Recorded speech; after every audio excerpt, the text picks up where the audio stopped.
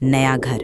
ज़ारा ने जब पहली बार उस हवेली को देखा तो उसके दिल में एक अनजानी सी बेचैनी उठ गई। यहाँ कौन रहता था? ज़ारा ने अपने शौहर बिलाल से पूछा। बिलाल ने कंधे उछाए। एजेंट ने बताया था कि पिछले 20 सालों से खाली है, इसलिए इतना सस्ता मिला। कोई बात नहीं, थोड़ा काम कराओ, सब ठीक हो जाएगा। ज़ारा को ठीक नहीं लगा, लेकिन वो कुछ नहीं बोली।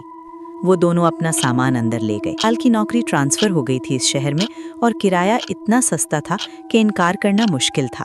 पहली रात सब ठीक रहा। दूसरी रात ठीक 2:47 पर ज़ारा की आंखें खुल गईं। कुछ नहीं था, सिर्फ अंधेरा, सिर्फ खामोशी। फिर फुटस्टेप्स ऊपर से, सीधा उसके कमरे की छत के ऊपर से। ज़ारा ने बिलाल को जगाया। बिलाल, कोई है ऊपर? कोई नहीं है ज़ारा, सो जाओ। बिलाल ने आंखें भी नहीं खोली। लेकिन आवाज, पुराना घर है, छत की लकड़ी होती है, आवाजें आती हैं, सो जाओ।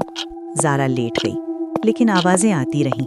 एक कदम, फिर दूसरा, फिर रुक जाना, फिर शुरू। बिल्कुल ऐसे जैसे कोई ऊपर के कमरे में चक्कर लगा रहा हो, बार बार। सुबह ज़ारा ने ऊपर जाने की कोशिश की।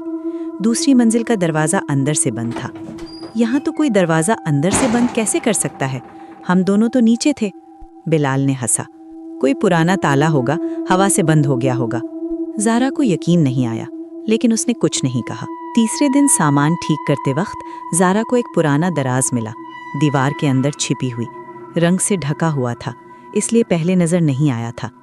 अंदर सिर्फ एक चीज थी, एक पुराना एल्बम।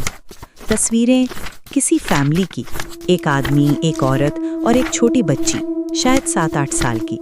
सब तस्वीरें इसी घर में ली गई थीं। यही सोफा, यही दीवारें, यही खिड़कियां। और फिर ज़ारा की आंखें आखिरी तस्वीर पर रुक गईं। तस्वीर में वो आदमी और औरत खुश बैठे थे, लेकिन बच्ची नहीं थी। लेकिन बच्ची का साया था, सीधा उनके पीछे, इतना साफ, इतना करीब, जैसे वो वहां खड़ी हो और कोई देख नहीं पा रहा हो। ज़ारा ने एल्बम बंद किया, हाथ कांप रहे थे। उसी रात वो पहली बार मिली।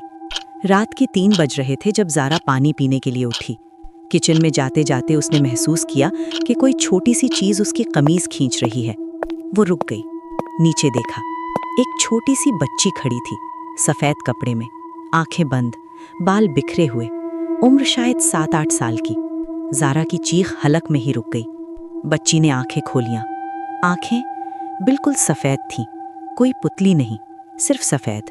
तुमने मेरी जगह ले ली है, बच्ची ने कहा। आवाज़ इतनी गहरी थी, इतनी बुरी। एक बच्ची की आवाज़ नहीं थी ये। ज़ारा भागी, कमरे में गई, दरवाज़ा बंद किया, बिलाल को जगाया। एक बच्ची, किचन में, सफ़ेद कपड़े। कोई नहीं है ज़ारा, तुमने सपना देखा। अगला दिन ज़ारा अकेले बाहर निकली और पास की दुकान पर जाने वाले बूढ़े से पूछा, वो पुरानी हवेली, यहाँ रहने आए हो? बूढ़े की आंखें फैल गईं। अल्लाह की पनाह बेटा, वहाँ मत रहो। क्यों? ज़ारा ने पूछा।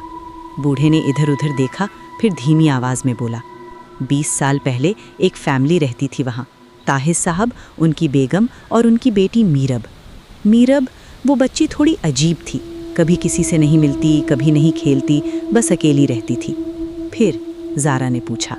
एक रात मीरब गुम हो गई, घर के अंदर से, सीधा, न दरवाज़ा खुला न खिड़की, बस गायब। पुलिस आई, तमाशा हुआ, लेकिन कुछ नहीं मिला। ताहिर साहब और उनकी बेगम पागल हो गए। कुछ महीने बाद वो भी चले गए। तब से घर खाली है। और मीरब का क्या हुआ? बूढ़े ने ज़ारा की आंखों में देखा। बेटा, कहते हैं मीरब अभी भी वहाँ है, घर के अंदर, कहीं अंदर। वो कभी गई ही नहीं। ज़ारा तेज़ी से घर वापस आई। उसने सीधा ऊपर वाली मंजिल का दरवाज़ा ढूंढा। इस बार उसने एक स्क्रू ड्राइवर लिया और ताला तोड़ दिया। दरवाज़ा खुला।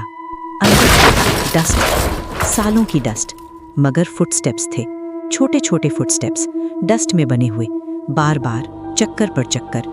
बिल्कुल वही पैटर्न जो वो रात को सुनती थी छत के ऊपर से। और कमरे के कोने में एक छोटा सा हाथ का निशान था, दीवार पर, खून से नहीं, किसी चीज़ से, बार बार लिखा हुआ, सिर्फ एक लफ्ज़, मुझे ढूंढो। ज़ारा की आंखों में आंसू आ गए। उसने स्क्रू ड्राइवर से मारा, दीवार टूट गई। अंदर एक छोटी सी जगह थी, एक सीक्रेट रूम, बिल्कुल अंधेरा, और उस अंधेरे में एक छोटी सी हड्डी की। मीरब, उसने धीमी आवाज़ में कहा, मैं जानती हूँ, मैंने तुझे ढूंढा। मीरब रुक गई। तुझे किसी ने नहीं ढूंढा था, लेकिन अब मैं हूँ। मैंने पुलिस को बता दिया है। तेरी अम्मा अब्बू को बता दिया जाएगा। तुझे कब्र मिलेगी, चैन मिलेगा। बच्ची की सफ़ेद आंखों से आंसू आए, पहली बार असली आंसू। फिर वो गायब हो गई, हमेशा के लिए। आखिर में पुलिस आई, फोरेंसिक्स आई, सीक्रेट रूम की हड्डियां मीरब की थी, ये कंफर्म हुआ। 20 साल बाद एक छोटी बच्ची को उसकी कब्र मिली। उस रात जब सब चले गए, ज़ारा ने ऊपर की मंजिल की तरफ देखा। खिड़की के शीशे में एक छोटी सी बच्ची खड़ी थी, सफ़ेद कपड़े में, लेकिन इस बार आंखें बंद नहीं थी। वो मुस्कुरा रही थी। फिर वो गई और घर पहली बार खाली लगा, असली खाली, सुकून वाला खाली। कुछ रूहें बुरी नहीं होती, कुछ सिर्फ ढूंढती हैं कोई जो उन्हें ढूंढे।